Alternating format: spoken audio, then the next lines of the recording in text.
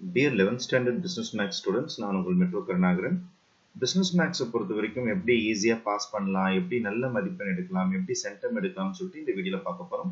இதில் முக்கியமான கொஷின்ஸ் எதை படித்தா போதும், இப்போ இருக்கிற டைமுக்கு எதை மட்டும் படித்து முடிச்சுட்டா நல்ல மதிப்பெண் எடுக்கலாம். ஏன்னா ரொம்ப ரொம்ப கம்மியான நாட்கள் தான் நம்ம கையில் இருக்குது.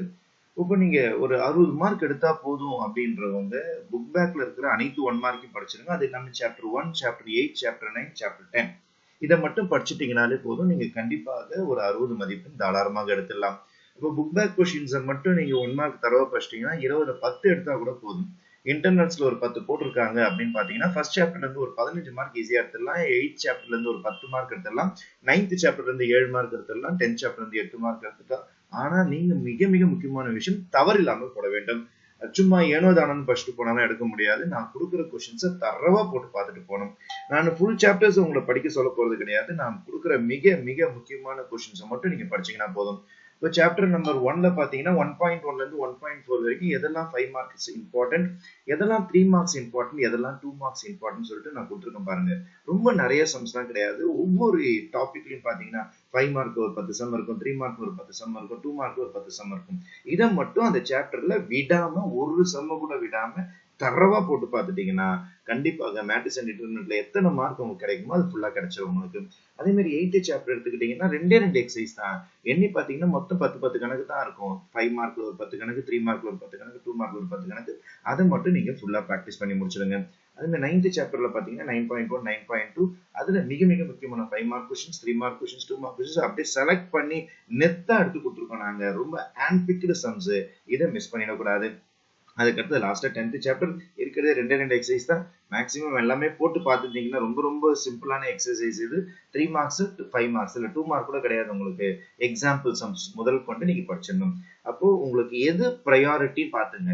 சரி நான் 1 10 ஃபர்ஸ்ட் அப்புறமேட்டு 89 படியும் படிங்க, தாராளமா படிக்கலாம். நீங்க உங்களுக்கு எப்படி படிக்கணும்ன்றது முக்கியம் கிடையாது, முடிக்கணும்ன்றது தான் மிக மிக முக்கியம். இப்போ 9th சாப்டர் 8th சாப்டர் முடிச்சுட்டு அப்புறம் கூட 1 உட்காங்க, அப்புறம் கூட 10க்கு வாங்க. சரி 1 10 ஈஸினா அதை ஃபர்ஸ்ட் முடிச்சுட்டு அப்புறம் 9th முடிச்சுட்டு 8th முடிங்க. உங்களோட இஷ்டம் உங்களுக்கு. ஆனா இந்த 4 சாப்டர்ஸை தரவு பண்ணிட்டீங்கன்னா அனைத்து மாணவர்களும் ஒரு 60 மதிப்பெண் எடுத்துடலாம். அதுக்கு அடுத்தது 75 மார்க்குக்கு போகணும் ஆசைப்படுறவங்களுக்கு திருப்பி நம்ம இன்னொரு 4 சாப்டர் ஏற்ற போறோம். 2 3 6 7 ஏற்ற போறேன். Second chapter, third chapter, 6th chapter, 7th chapter ஒரு 75 மார்க் ஒரு கொஞ்சம் கௌரவமான மார்க் எடுக்கணும்ன்றவங்களுக்கு செகண்ட் சாப்டர்ல எதெல்லாம் மிக மிக முக்கியமான சம்ஸ், ஏன்னா நிறைய எக்ஸசைஸ் இருக்கு உங்களுக்கு. 2.1ல இருந்து 2.6 வரைக்கும் எந்தெந்த சம்ஸ் எல்லாம் பார்க்கணும்னு சொல்லிட்டு லிஸ்ட் கொடுத்துருக்கோம் பாருங்க. அதுல கொஞ்சம் சம்ஸ் அதிகமாகும். ஏன்னா கொஞ்சம் பிளான் கொஞ்சம் பெருசா வருது உங்களுக்கு. கொஞ்சம் மதிப்பெண் அதிகமா இருக்குன்னா கொஞ்சம் உழைப்பு அதிகமா தேவைப்படும், கொஞ்சம் நேரமும் அதிகமா தேவைப்படும். கொஞ்சம் படிக்கிற பிள்ளைகள் முன்னாடியே போட்டு பார்த்துருந்தீங்கன்னா நான் கொடுத்துருக்கிற இந்த இம்பார்ட்டன்ட் சப்ஜெக்ட் மட்டும் ஃபர்ஸ்ட் பிராக்டிஸ் பண்ணி முடிச்சிருங்க. இது அல்ஜிப்ரா ஒரு ஸ்கிரீன்ஷாட் எடுத்து வச்சீங்க. அதே மாதிரி அனலிட்டிக்கல் ஜியோமெட்ரி 3.1ல இருந்து 3.6 வரைக்கும் எதெல்லாம் important 5 mark question, 3 mark question, 2 mark questions இந்த சம்ஸ் மட்டும் தரவா போட்டு பாத்துருங்க. இதுல எதுவும் மிஸ் பண்ணிடாதீங்க. அதே மாதிரி உங்களுக்கு 6வது சாப்டர்ல மிக மிக முக்கியமான 5 mark questions, 3 mark questions, 2 mark questions இதை தரவா போட்டு பாத்துருங்க. எக்ஸசைஸ் நம்பர் 6.3ல பாத்தீங்கன்னா அவ்வளவு முக்கியமான கொஸ்டின்ஸ் தான் இருக்குது. அது மிஸ் பண்ணிடாதீங்க, மிஸ் பண்றாதீங்க. இதை முடிச்சிட்டீங்கன்னா உங்களுக்கு 6வது சாப்டர் கம்ப்ளீட் ஆயிடும். உங்களுக்கு லாஸ்டா 7வது சாப்டர் கொஞ்சம் ட்ரையா இருக்கிற மாதிரி இருக்கு. இந்த சாப்டர் 7.1 7.2 2 எக்ஸசைஸ் தான் இருக்குது உங்களுக்கு. இந்த சம்ஸையாவது செலக்டிவ் சம்ஸையாவது போட்டு பார்த்துட்டீங்கன்னா இன்னொரு 4 சாப்டர் கம்ப்ளீட் பண்ணிட்டீங்கன்னா ஒரு 75 மார்க் நம்ம கையில இருக்குது. நான் கொடுத்துருக்குது வெறும் இம்பார்ட்டன்ட் சம்ஸ் மட்டும்தான். இதை மட்டுமே நீங்க போட்டு பார்த்தா போதும். ஃபுல் எக்ஸசைஸ் போறதுக்கு இப்ப நேரம் கிடையாது நமக்கு.